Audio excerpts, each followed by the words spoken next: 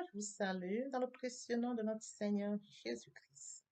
C'est la bienvenue sur cette chaîne, l'unique véritable Dieu, où je partage la parole vivante, la parole efficace, la parole créative, celle qui était au commencement. Au commencement était la parole. La parole était avec Dieu, la parole était. Je souhaiterais aider chacun de nous à se rapprocher de Dieu afin de développer une relation d'intimité avec Dieu. Et oui, bien, mes frères et sœurs en Christ, connecter l'univers véritable Dieu, c'est de s'édifier via la parole. Il est écrit dans Matthieu 4, l'homme ne vivra pas seulement de pain, mais de toute parole qui sort de la bouche de l'Éternel. Connecter l'univers véritable Dieu, c'est de partager. Je connecte cette chaîne pour partager la parole de Dieu. Et je vous prie, bien mes frères et sœurs, après vous être édifiés, de partager autour de vous afin d'aider à l'éducation des autres. Connecter l'univers véritable Dieu, bien mes frères et sœurs en Christ, c'est de grandir spirituellement. Deux possibilités s'offrent à vous. La première, c'est de s'abonner via YouTube sur l'univers Dieu ou encore sur Facebook, Bat Divine Family. De la sorte, vous allez recevoir plus d'enseignements, ce qui vous permettra de grandir spirituellement. Et oui, bien mes frères et sœurs en Christ, grandir spirituellement vous permettra, bien mes frères, de vous rapprocher davantage de votre Dieu. Mes frères et sœurs en Christ, il est écrit dans la parole de Dieu, il y aurait plus de joie au ciel, juste pour un seul pécheur qui se repent, pour 99 justes qui n'ont pas besoin de repentance. Et oui, bien mes frères et sœurs en Christ, je vous invite donc à vous joindre à moi, afin qu'ensemble nous partagions au maximum la parole de Dieu. Et sur ce, plusieurs personnes vont se repentir et se convertir. La parole touchera les vies, elle changera les vies, elle transformera les vies, elle illuminera les cœurs, elle édifiera les vies. De la sorte, nous allons inonder le ciel de joie et encore de joie. Merci, Seigneur. Le Saint-Esprit est là. La nuit a disparu et Dieu donne le salut.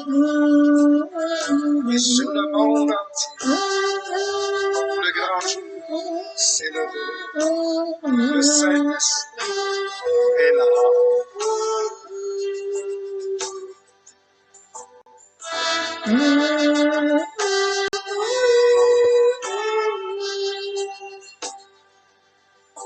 Que tous les rachetés chantent la liberté, Christ a tout accompli, il a donné l'esprit, a fait trembler l'enfer, car dans tout l'univers, le Saint-Esprit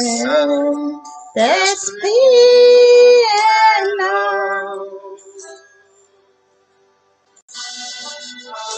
Le Saint-Esprit est là. Le Saint-Esprit est là. La nuit a disparu et Dieu donne le salut. Et sur le monde entier, le grand jour s'est levé. Le Saint-Esprit est là.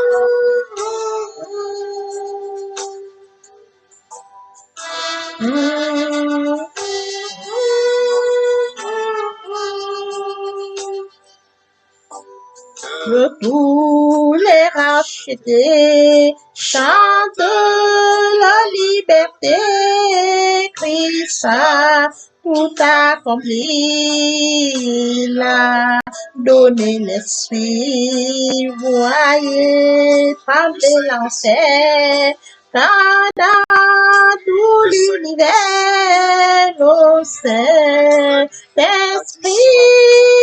est là.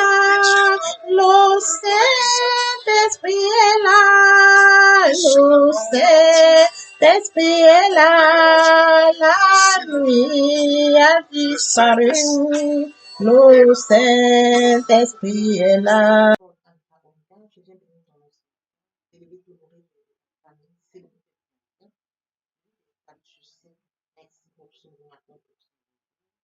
Merci pour la santé divine, la protection divine, la sécurité.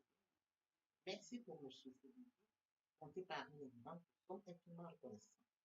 Esprit Saint, viens sanctifier les vies, reste autour de moi afin d'éloigner toute influence négative. Arrange cette église-là, conduis-la afin qu'elle parvienne agréablement aux oreilles de mon Dieu, merci Saint-Esprit. Père, je te dis merci pour ce moment précieux que tu me donnes de venir honorer à ce rendez-vous, partager ta parole, qu'elle te change les vies, qu'elle transforme, sauve les vies, mais que tu sais le faire. La gloire et l'adoration te reviennent pour les siècles des siècles. Au nom puissant de Jésus-Christ. Amen. Bien, mes frères et sœurs, dans le Seigneur, nous allons poursuivre à la lecture d'Apocalypse 1. L'alpha et l'oméga, le Seigneur, c'est lui qui est, qui était et qui vient. Bien évidemment écrit dans Exode 15, 11, qui est quoi parmi les dieux éternels, qui est magnifique en sainteté d'ouvrage, opérant des prodiges.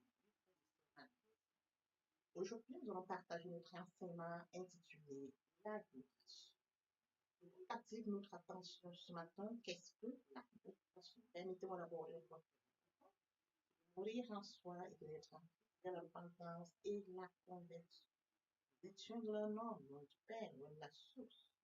Par la grâce de Dieu, nous sommes repentis et convertis. Qu'en est-il de notre prochain est une créature merveilleuse, une créature unique, faite à l'image et à la ressemblance de Dieu.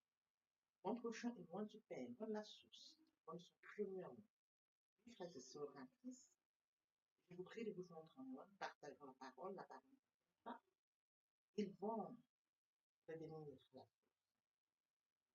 dans votre canal, ils vont se repentir et se convertir. La sorte, nous allons ignorer le ciel de joie et encore de joie. Je consacre la deuxième partie de mon enseignement. J'apporte plus de détails pour ce qui est de la repentance et la conversion et je fais suivre la prière. La troisième partie fait suite à la deuxième. Les questions de la nouvelle vie. Les anciennes sont passées, voici toutes choses sont devenues nouvelles. Au commencement était la parole était avec Dieu, la parole était Dieu. Nous revenons à notre enseignement de ce matin intitulé La louange à Dieu. Nous portons notre attention ce matin, qu'est-ce que la louange? Frères et sœurs, comme mentionné dans l'alpha, je suis l'oméga, dit le Seigneur, que Dieu est, qui est, celui qui est, qui était et qui est tout puissant. Bien évidemment, écrit dans Exode 15, 11, qui est une fois parmi les dieux éternels, qui est magnifique en sainteté de l'ouvrage, opérant de la question que nous devons poser, à qui est-ce que je donne ma louange? Afin de répondre d'abord à la question de savoir qu'est-ce qui est Dieu, qui est le Dieu vers qui je vais accorder la louange, qui est l'alpha, l'oméga, frères et sœurs en Christ. Il dit qu'il est l'alpha, il est le commencement et la fin de toutes choses. Il a commencé, il a fin de toutes choses. Je vais donner la louange à qui? Je vais louer qui? Je vais louer un Dieu toi. Je vais louer un Dieu qui a créé toutes choses. Je vais louer un Dieu qui est le commencement et la fin. Et dans Exode 15, 11, qui est comme toi? Qui est comme toi? Parmi les dieux, il est incomparable. Qui est comme toi parmi les dieux? Parmi les dieux, il est incomparable. Je vais devant un Dieu qui est incomparable. Magnifique en sainteté. C'est un Dieu 3 fois 100, nous le savons. Il est magnifique dans sa sainteté. Je vais vers un Dieu qui est magnifique dans sa sainteté. Il est digne de louange. 15, 11 le dit. Digne de louange. Je loue ce Dieu. Il est digne. Opérant des miracles, des prodiges. Il opère les prodiges. Tu comprends qui est ce Dieu. Tu comprends avec qui je vais. Je vais louer qui? Apocalypse 1, 8, 15, 11. Nous donne plus d'informations de ce Dieu. Le Dieu 3 fois 100. Il est digne de louange. C'est écrit, qui est comme comme toi, magnifique en sainteté. Il est magnifique en sainteté. Aucun autre Dieu n'est comparable à lui. Il est magnifique. Le Dieu 3 fois saint est magnifique en sainteté. Le Dieu qui a créé toutes choses est magnifique en sainteté. Nous sommes faits à son image, à sa ressemblance. Il nous appelle à être saints comme lui. Dans 1 Pierre 1,7, vous serez saints car je suis saint. C'est un Dieu 3 fois saint, magnifique en sainteté. Et je vais vers ce Dieu, magnifique en sainteté. Je vais vers ce Dieu qui est 3 fois saint. Je vais vers ce Dieu qui me dit, dans 1 Pierre 1,7, vous serez saints car je suis saint. C'est vers lui que je vais. Il faut savoir vers qui je vais. Si on sait vers qui on va, on saura comment lui donner la louange. On saura comment lui donner l'adoration. Oui, c'est le sujet de ce jour. Je vais adorer qui? Je vais demander mon adoration à qui? C'est ça, il faut bien cerner ça avant qu'on puisse comprendre ce que c'est que l'adoration. C'est j'adore qui? Et si je sais qui j'adore, je saurai l'adorer. Si je sais vers qui je vais lever l'adoration, je saurai lever mon adoration. Je sais que c'est un Dieu 3 fois saint, je vais vers ce Dieu 3 fois saint en tenant compte qu'il me dit que c'est le saint, car il est saint. Je vais vers ce Dieu qui me dit qu'il est l'alpha, l'oméga, le commencement et la fin, en allant lui donner l'adoration. J'ai conscience de ce qui est lui. Je vais vers ce Dieu qui frères et sœurs, qui vient de tout-puissant, je le sais. Quand je vais en adoration, je sais me tenir par rapport à ça. Exode, Apocalypse 1,8. Je suis l'alpha, l'oméga, dit le Seigneur. C'est lui qui est, qui était et qui vient, le tout-puissant. Le tout-puissant. Le tout-puissant. Voyez-vous, c'est lui le tout-puissant. Il n'y a pas plus puissant que lui. Le tout est puissant. Je vais vers ce Dieu qui est tout et puissant. Comme mentionné encore, qui est comme toi parmi les dieux? L'incomparable parmi les dieux. On ne peut pas le comparer aux autres. Il est l'alpha, l'oméga, il est le commencement et la fin. L'incomparable Dieu qui est magnifique en sainteté. Il est magnifique en sainteté.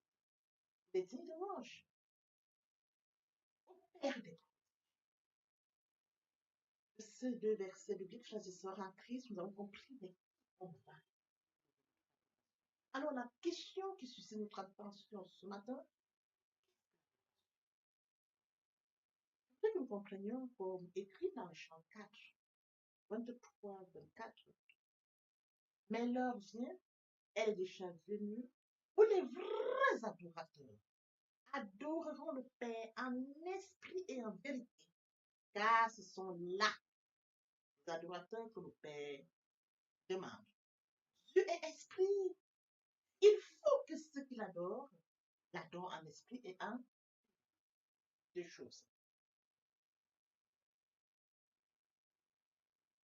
Il faut l'adorer en esprit et en vérité.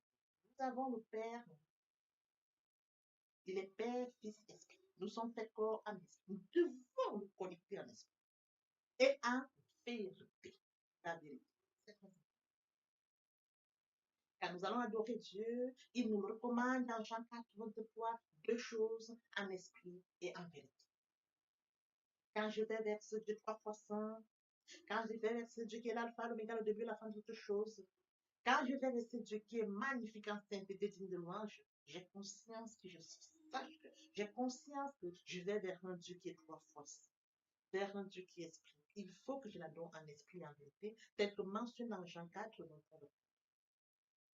Alors, pour que je puisse répondre à cette question, est-ce que l'adoration, c'est de comprendre que l'adoration, c'est de reconnaître la sainteté de Dieu. Je reconnais la sainteté de Dieu, je reconnais qu'il est 3 fois saint. À partir du moment où je reconnais cette sainteté, frères et sœurs en Christ, je vais vers l'adoration. Je comprends ce que c'est que l'adoration. Je vais vers un Dieu qui est 3 fois saint. C'est mentionné, magnifique en sainteté. Je vais vers un Dieu qui est magnifique en sainteté. Alors, qu'est-ce que l'adoration? C'est de comprendre que je vais vers un Dieu qui est magnifique en sainteté.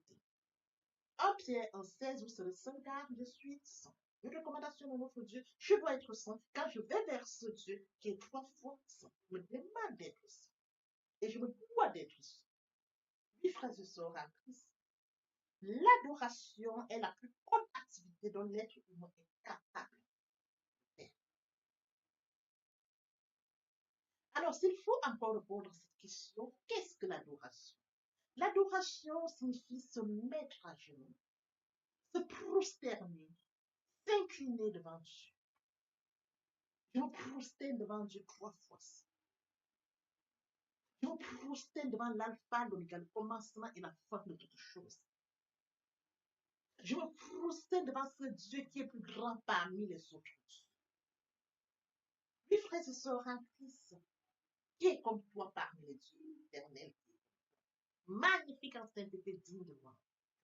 Prosterne devant lui. Si je sais qu'il est, je sais me prosterner devant lui. Oui, frères et sœurs en Christ, adorer signifie se mettre à genoux à terre. Adorer signifie mettre genoux à terre, se prosterner. C'est de s'incliner devant mon Dieu. Alors, qu'est-ce que l'adoration? Oui, frères et sœurs en Christ, comme je le mentionne encore, c'est se mettre à genoux, c'est s'incliner devant Dieu. Oui, frères et sœurs, l'adoration est le propre des enfants de Dieu. En effet, elle implique d'avoir reçu la révélation de qui est Dieu. Si je sais qui est Dieu, c'est l'adorer, comme je l'expliquais tout à l'heure. Et en conséquence, elle produit chez l'homme l'abandon complet, le sacrifice personnel, une démonstration de l'humilité. Ça, l'adoration. Je m'abandonne complètement devant Dieu. Je m'humilie complètement devant Dieu. Je sais que j'ai un Dieu.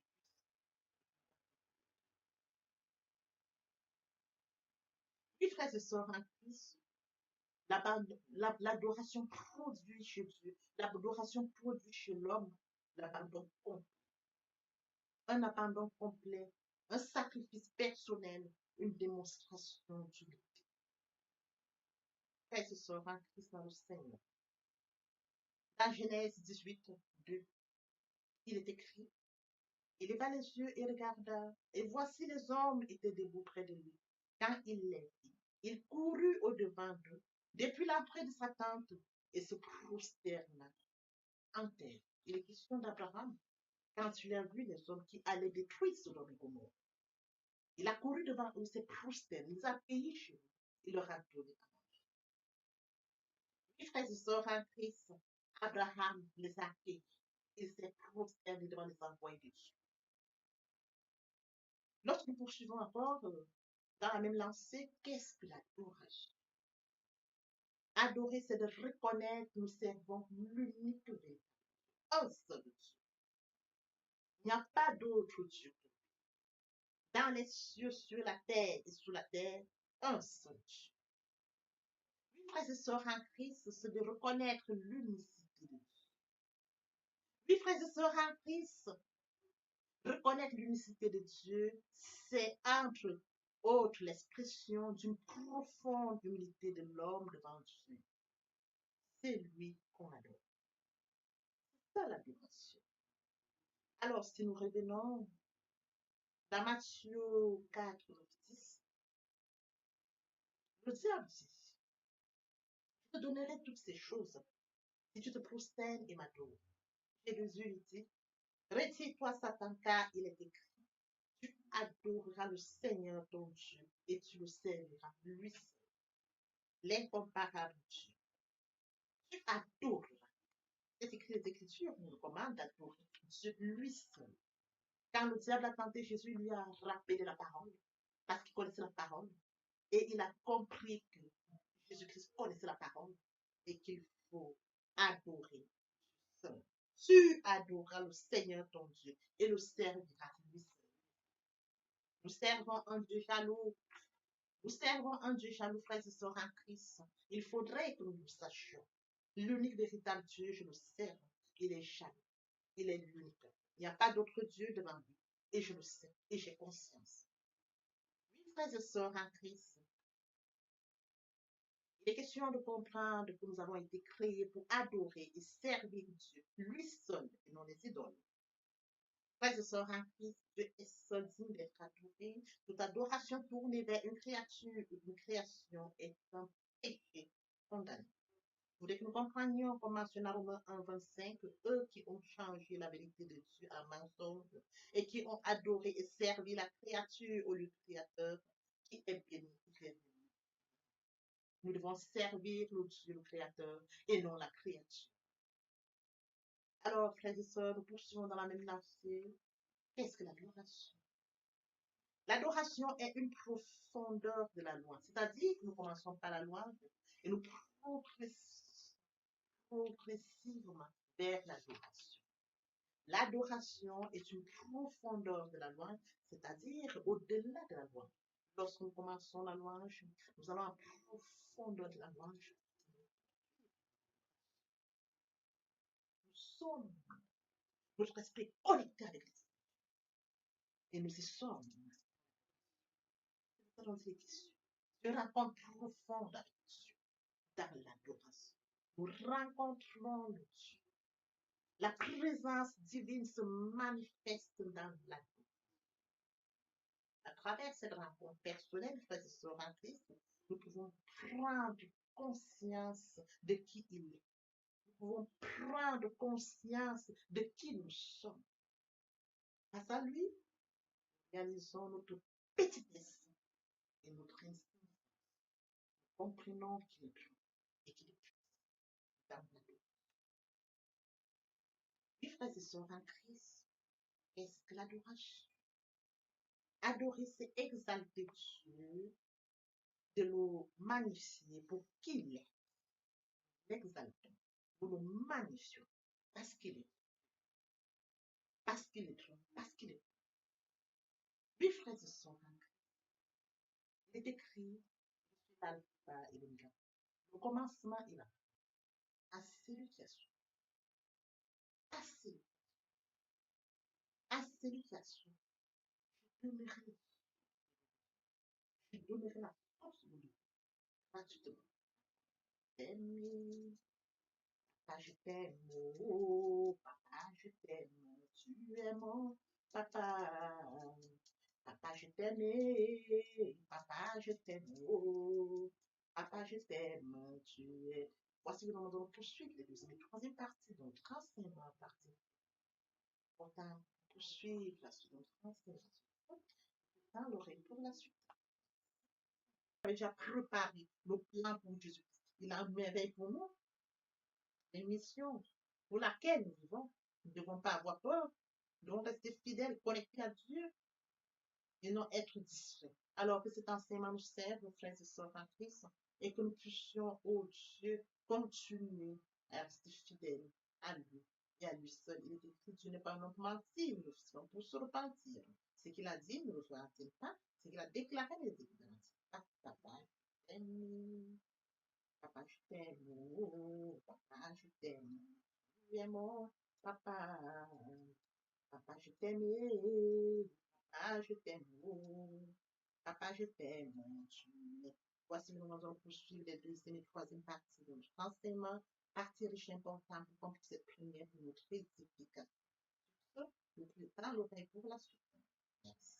Oui, bien, mes frères et sœurs en Christ, dans le Seigneur, je voudrais bien évidemment que nous comprenions que il est très important de vivre proche de Dieu. Pour nous qui étions loin de Dieu, qui étions éloignés de Dieu, qui avions une vie qui nous convenait, mais qui n'honorait pas notre Dieu, bien mes frères et sœurs, il est temps de réaliser que le moment est venu pour nous de nous rapprocher vers le Créateur, de nous rapprocher vers le Dieu qui nous a créé à son image et à sa ressemblance, de venir au Père, de revenir à la source. Bien mes frères et sœurs, en Christ, il est très difficile de vivre loin de sa destinée. Voyez-vous, permettez-moi de l'exprimer par le son à côté de la mer. Nous avons des briques, ils sont à côté de la mer. Nous avons toute espèce qui vit à côté de la mer qu'il a mise au monde. Comment pouvons-nous vivre loin de notre Dieu? Nous sommes loin de Dieu, nous n'avons pas conscience de notre destinée, qui est celle que Dieu a préparée pour nous. La vie que nous pourrons vivre nous apportera vie. Bien, mes frères et sœurs, rapprochons-nous de Dieu. Rapprochons-nous de Dieu et de notre destin. Rapprochons-nous de Dieu afin de vivre comme Dieu l'a décidé pour nous. Rapprochons-nous de Dieu, bien, mes frères, à son image, à sa ressemblance. Vivre loin de Dieu, c'est vivre loin de sa destinée. Oui, bien, mes frères et sœurs, sur ce, je vais donc introduire ce matin la repentance et la conversion. Il est très important de mourir en soi et de naître en Christ. Il y a la repentance et la conversion. Se repentir, c'est de reconnaître que je suis pécheur. Se repentir, c'est de reconnaître mes fautes. Se repentir, c'est de décider de les abandonner, de les avouer et de les abandonner. Se repentir, c'est de regretter sans vouloir pleurer. Se repentir, bien mes frères et sœurs en Christ, c'est de savoir que Jésus-Christ est mort sur la croix de Golgotha. Oui, bien aimé, Dieu a tant aimé le monde qu'il a donné son Fils unique, afin que quiconque croise en lui ne périsse point, mais qu'il ait la vie éternelle. Bien mes frères et sœurs en Christ, si nos péchés sont comme le cramoisi, ils deviendront blancs comme la neige. S'ils sont comme la pourpre, ils deviendront comme la laine. Telle est la parole de Dieu. Si nous confessons le péché, il est fidèle. Il est fidèle pour nous les pardonner et pour nous purifier de toute iniquité. Quel amour, bien mes frères et sœurs. Nous servons un Dieu fidèle. Dieu n'est pas un homme menti, ni le Fils de l'homme pour se repentir. Ce qu'il a dit, ne le fera-t-il pas? Ce qu'il a déclaré, ne l'exécutera-t-il pas? Bien, mes frères, il est très important de passer à la repentance. Et la conversion, c'est le fait de déplacer le centre de gravité de ma vie entière. Avant, j'avais une vie qui n'honorait pas Dieu. Je menais une vie qui me convenait, qui m'honorait. Bien, mes frères et sœurs, qui suis-je pour m'honorer? Je dois honorer le Dieu qui m'a créé. Raison pour laquelle, dans l'humilité, je dois rentrer dans la nouvelle vie. Les choses anciennes sont passées. Voici la nouvelle vie commence. Je dois rentrer dans la nouvelle vie. C'est très important, bien mes frères et sœurs. Lorsque les cœurs se convertissent, le voile est ôté. Or, le Seigneur, c'est l'Esprit. Là où est l'Esprit du Seigneur, là est la liberté. Vous entrez dans la liberté. Oui, bien mes frères et sœurs, c'est très important de le comprendre. Vous entrez dans la nouvelle vie. L'Esprit Saint prendra le contrôle de cette nouvelle vie. Bien mes frères et sœurs, pour toutes les personnes qui ne se sont pas encore engagées à suivre le Seigneur, pour ceux qui se sont engagés et qui auraient abandonné pour quelque raison que ce soit, le moment est venu pour nous de rentrer en prière via cette chanson. Je m'approche de toi, Seigneur Jésus, je m'approche de toi, source de vie, source de vie, source de vie, mon sauveur bénis-moi, source de vie, source de vie, source de vie, mon sauveur bénis. Répétez après moi la prière. Seigneur Jésus, je sais que tu es mort pour moi et le troisième jour tu es ressuscité. Je m'engage dès ce jour de t'accepter comme Seigneur et Sauveur. Merci Seigneur Jésus pour l'œuvre de la croix. Merci pour le salut. Merci pour l'amour que tu m'apportes. Amen. Tendre Père Céleste, merci pour les âmes précieuses. Merci pour leur engagement de ce matin. Père, je te prie de veiller sur eux afin qu'ils restent attachés à toi et à toi seul, l'unique véritable. L'honneur, la gloire et l'adoration te reviennent pour les siècles des siècles, au nom puissant de Jésus-Christ. Amen. Et bien, mes frères et sœurs en Christ, dans le Seigneur, après la repentance et la conversion, il est très important d'adopter la nouvelle vie, de mettre en pratique la nouvelle vie. La nouvelle vie constituera en quoi? À la méditation de la parole. Parce que la parole est créative, comme je l'ai dit aux enseignements précédents. Au commencement était la parole était Dieu, et avec Dieu, la parole était Dieu. C'est de cette parole dont il est question. La parole est créative, elle est dominante, elle est efficace, elle est productive. C'est de cette parole dont il est question. Il est question de méditer la parole. Il est question de suivre certaines étapes de mes frères et sœurs en Christ. Je lis la parole, il est question de lire la parole. Premièrement, bien mes frères et sœurs en Christ, c'est de rentrer en prière. confier ce moment à Dieu où je vais en méditation, invoquer le Saint-Esprit afin qu'il prenne contrôle durant la méditation et suivre donc la lecture du verset biblique ou du passage qui nous servira d'appui pendant la méditation. Méditer la parole, c'est la mûrir, c'est aller en réflexion profonde. Méditer à la parole, bien mes frères et sœurs, pendant ce moment, je reçois des révélations via le Saint-Esprit. Moment opportun de prendre des notes. Je note toutes ces révélations qui seront utiles, bien mes frères et sœurs, en Christ dans le Seigneur. Il faut bien évidemment recevoir la parole. Quand on médite, il faut la recevoir. Je reçois la parole en actant la foi. La foi est une ferme assurance des choses qu'on espère, une démonstration de celles qu'on ne voit pas. La foi vient de ce qu'on entend vient de la parole de Dieu. Arrêtez la foi agissante. Il faut bien évidemment obéir à la parole. L'obéissance vaut mieux que le sacrifice. Abraham a acté la foi. Abraham a obéi. Donne-moi ton fils, ton unique fils, qui s'est levé. Le Seigneur m'a donné un fils. Le Seigneur me demande de lui donner mon fils. Je vais lui donner mon fils. Abraham n'a pas hésité. Bien, mes frères et sœurs, qu'il est difficile à bon nombre d'entre nous, dans le cas d'Abraham, quand on leur demande seulement leur fils unique pour rendre service à un certain X ou Y, il leur est difficile. Abraham s'est levé avec son fils unique. Il est parti comme le Seigneur le lui avait dit. Et sur les lieux, le Seigneur lui a présenté un animal qu'il devait prendre à la place de son fils.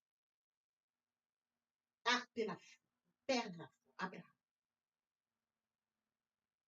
Oui, bien mes frères et sœurs en Christ, nous devons mettre en pratique la parole. La parole que nous avons lue. Nous l'avions médité. Nous mangeons la parole, nous buvons la parole. Nous actons la foi. Nous obéissons à la parole. La parole sans sémence, elle est porteuse. C'est dans le moment où nous devons mettre en pratique la parole. Oui, bien mes frères et sœurs en Christ, en louange la parole, en adoration la parole, en jeûne et prière la parole. Déclarer la parole au moment opportun. Là, c'est très important. Qu'est-ce que je déclare? Il est question de cerner la situation à laquelle je fais face. Est-ce une situation de maladie? Très bien. Et quels sont les versets bibliques qui me permettront de rentrer en prière? C'est de ça dont il est question. Quand je lis la parole, je prends connaissance des versets bibliques. Je lis, je comprends, je note. Je note au fur et à mesure. Je note. Je vous apprendrai ça au fur et à mesure de mon enseignement. Pour que vous puissiez prendre connaissance des versets bibliques et comment est-ce qu'on pourra les noter par catégorie, les classes pour mieux comprendre. Je les note et je m'en sers au moment opportun. La situation à laquelle je fais face, quel est le verset biblique? D'où l'utilité de la méditation, la parole de Dieu. La parole depuis le commencement. Frères et sœurs, lorsque vous voulez bénir quelqu'un, vos parents vous bénissent via la parole. Toute chose, vous déclarez une parole. Dans de déclarer la parole face à une situation, la parole vivante, la parole efficace, la parole productive, la parole qui est au commencement, la parole qui est Dieu, je la déclare avec foi. Je la déclare. Et la parole est porteuse. Il est écrit, ma parole ne retourne point à moi, sans avoir exécuté ma volonté et accompli mes désirs. La parole. C'est cette parole qui va s'exécuter. Parce que Dieu est ça, et sa parole, depuis le commencement. Oui, bien mes frères et sœurs en Christ, voici comment est-ce que nous allons commencer cette nouvelle vie. Nous allons laisser l'ancienne vie, nous rentrons dans une nouvelle vie. Je voudrais que nous comprenions étape par étape comme un enfant qui fait ses pas. Il vient de naître, il vient dans un nouveau monde. On lui donne d'abord le lait. Au fur et à mesure dans son évolution, on lui donne ce dont il a besoin. Il grandit tout doucement. Telle est la situation à laquelle je voudrais que, bien mes frères et sœurs en Christ, vous adaptiez comme un enfant, de manière progressive, pour comprendre comment on évolue dans la foi, comment on grandit via la parole de Dieu. Oui, bien mes frères et sœurs en Christ, aimer Dieu, c'est d'accorder la priorité au royaume. Aimer Dieu, c'est de lire sa parole, méditer sa parole, mettre sa parole en pratique. Aimer Dieu, c'est de partager la parole. Aimer Dieu, bien mes frères et sœurs en Christ, c'est de partager autour de soi et encore plus. Aimer Dieu, c'est de tendre l'oreille aux besoins de mon prochain, c'est d'assister mon prochain si besoin est. Aimer Dieu, c'est de participer à l'édification, de courir après les âmes. Aimer Dieu, bien mes frères et sœurs en Christ. Pour mentionner la parole de Dieu, il y aurait plus de au ciel, juste pour un seul péché, c'est d'exploser le ciel, d'amener plusieurs à la repentance, à la conversion, via le partage de la parole. Ils viendront par curiosité, bien mes frères et sœurs. Lorsque nous allons manifester l'amour de Dieu de la sorte, ils verront cet amour. Ils seront surpris de notre amour. Mais qu'est-ce qu'ils ont? Qu'est-ce qui les touche? Dans cette curiosité, ils viendront comprendre pourquoi, comment nous manifestons l'amour naturel, l'amour qui vient de Dieu. Et alors, bien mes frères et sœurs, nous leur dirons, il est mort sur le Golgotha pour toi et pour moi. Cet amour, nous l'avions. Et toi aussi, tu peux l'avoir. J'ai la repentance et la conversion. Nous amenons les âmes à la repentance, à la conversion. Nous participons à l'éducation, à la repentance. Nous allons courir pour amener les âmes au Père. Oui, bien mes frères et sœurs en Christ. De la sorte, nous allons amener. Ils viendront, ils se joindront à nous. Voyez-vous, nous allons former encore plus et plus. Et que tous ensemble, nous serons encore plus efficaces pour recourir derrière d'autres âmes. Tel est le travail que nous devons faire. C'est de courir après les amener, et qu'ils restent, qu'ils se joignent à nous, et qu'ensemble nous allions encore à la conquête d'autres. C'est ça qu'il est question, bien mes fils. C'est un travail. Je me dois de le faire. Tu te dois de le faire, que chacun y mette du sien. Exploser le ciel, comme mentionné dans la parole, il y aurait plus de choses. Dans l'espoir que cet enseignement était enrichissant, je vous prie de le partager au maximum pour participer à l'édification des autres. L'herbe sèche, la fleur tombe, mais la parole de Dieu demeure éternellement. Que l'Éternel Dieu vous bénisse, ainsi vos familles respectives. À très bientôt. Amen.